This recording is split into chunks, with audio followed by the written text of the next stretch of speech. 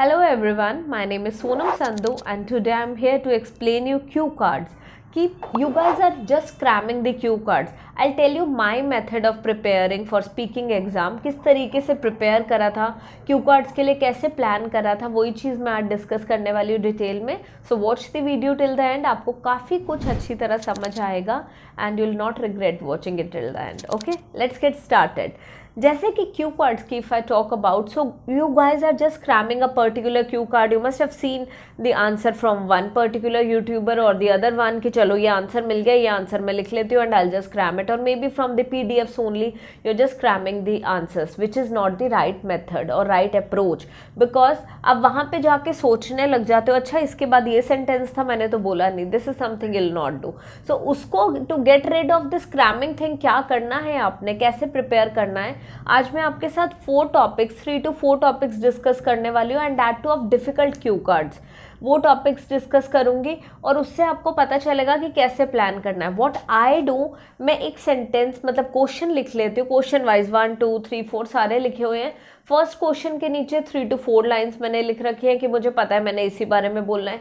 Second के नीचे 3 to 4 lines इसी के बारे में बोलना है. ऐसे ही मैंने पूरे प्रिपेयर कर रखे थे 60-65. ओके, अब इसमें करना क्या है, मुझे पता है देयर आर सर्टेन टॉपिक्स जब सेम आंसर आपका 3 to 4 क्वेश्चन के लिए रिपीट हो रहा है. So that is also one part जो आपके लिए थिंग्स ईजी हो रही हैं. बट आप प्रिपेयर कर रहे हो ऐसे 3 to 4 सेंटेंसेज में, तो आप क्रैम नहीं कर रहे, खाली प्रिपेयर कर रहे हो. वहाँ पे आप उसी टाइम ही बोलोगे, ऑन द स्पॉट बोलोगे और ऐसा नहीं होगा कि आप कुछ भी रैंडम बोल रहे हो, क्रैम्ड बोल रहे हो. ठीक है, सो एक टॉपिक की बात करते हैं हम यहाँ पे जो हमारा क्यू कार्ड का. ठीक है, एंड इसमें अगर हम चाहें तो we can talk about a software that you often use. ठीक है, अब दिस पर्टिकुलर थिंग, कोई सॉफ्टवेयर जो आप रेगुलरली यूज़ करते हो, दिस इज समथिंग कि आपको बहुत ज़्यादा इसकी वजह से टाइम वो लग रहा है, technology related and there I believe girls are not so tech savvy and most of the girls, I can say, I am not stereotyping anything but yes. तो फिर उन्हें प्रॉब्लम आती है कि कैसे अगर सॉफ्टवेयर रिलेटेड बात करनी है तो क्या करेंगे, आप कैसे किस टॉपिक के ऊपर बात कर सकते हो. या फिर एक और क्वेश्चन है इसी से related, product based on artificial intelligence. ये भी लेटेस्ट टॉपिक है और समझ ही नहीं आता कि आर्टिफिशियल इंटेलिजेंस से रिलेटेड क्या बोलें. सो सिंपली स्पीकिंग ऐसा कुछ बोल सकते हैं, various products available on Amazon, मैंने इतना लिख दिया. इंटेलिजेंस और IQ of non living device, ये होता क्या है, आर्टिफिशियल इंटेलिजेंस बेसिकली होती है, इट इज़ द इंटेलिजेंस और IQ intelligent question of non living. ठीक है, नॉन लिविंग डिवाइसेस का जो इंटेलिजेंट क्वेश्चन है वो बताता है हमारी इंटेलिजेंस के ऊपर कोई थिंग ऑपरेट करिए, that's not artificial intelligence. Artificial intelligence is something which is operated on its, which is getting operated on its own intelligence, that is artificially intelligent object कुछ हम कह सकते हैं. Talking about Google Assistant, we cannot call it totally an object or totally a software of artificial intelligence. Basically artificial intelligence का ये partial object हम इसे बोल सकते हैं. So we can give one more example here कि computer driven cars हैं Japan में, वो example दे सकते हैं. अब मैंने इतना लिख लिया है, मैंने खाली 3 to 4 sentences लिखे हुए हैं.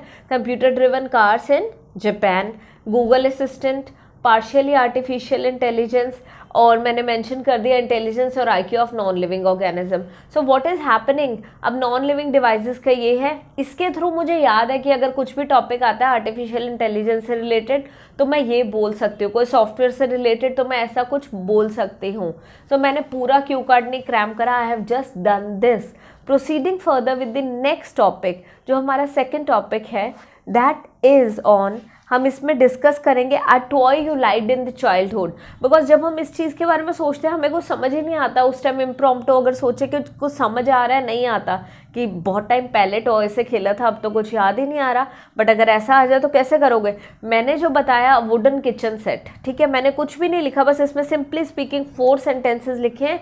अ वुडन किचन सेट, ठीक है, gifted by my mother, I was only 5 years old, use to play with my sister.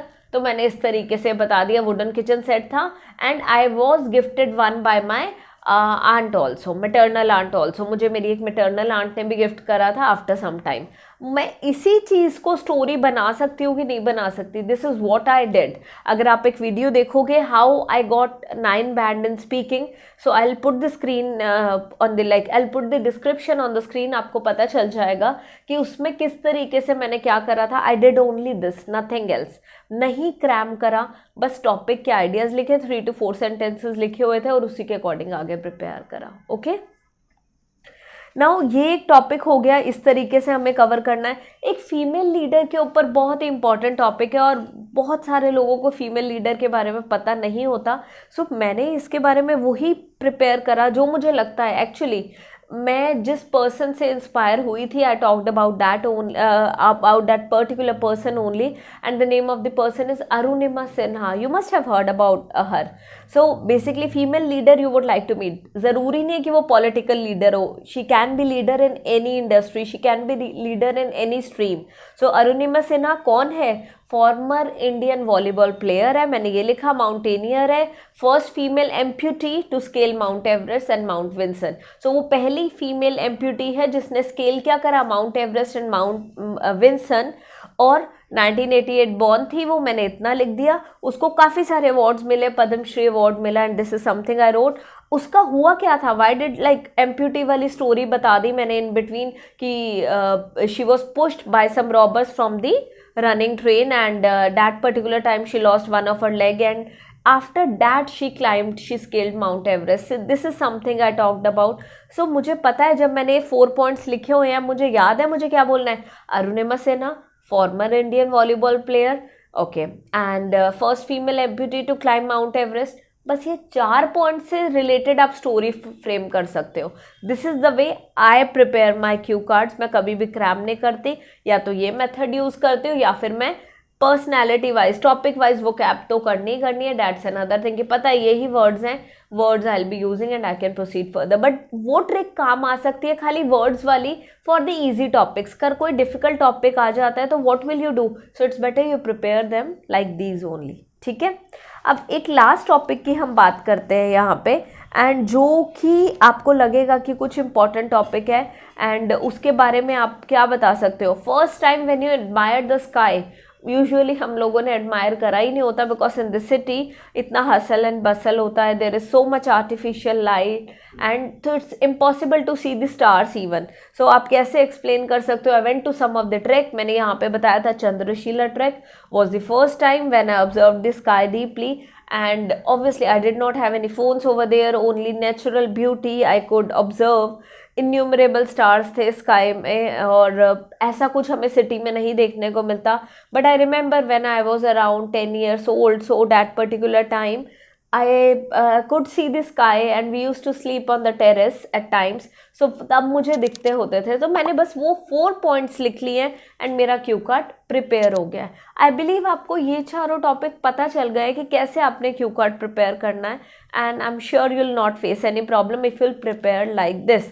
Topic 1 4 sentences, topic 2 4 sentences, not exactly sentences, points. Topic 3 4 points, topic 4 4 points. हर एक topic wise आप ऐसे लिख लोगे and you will not at all face any problem.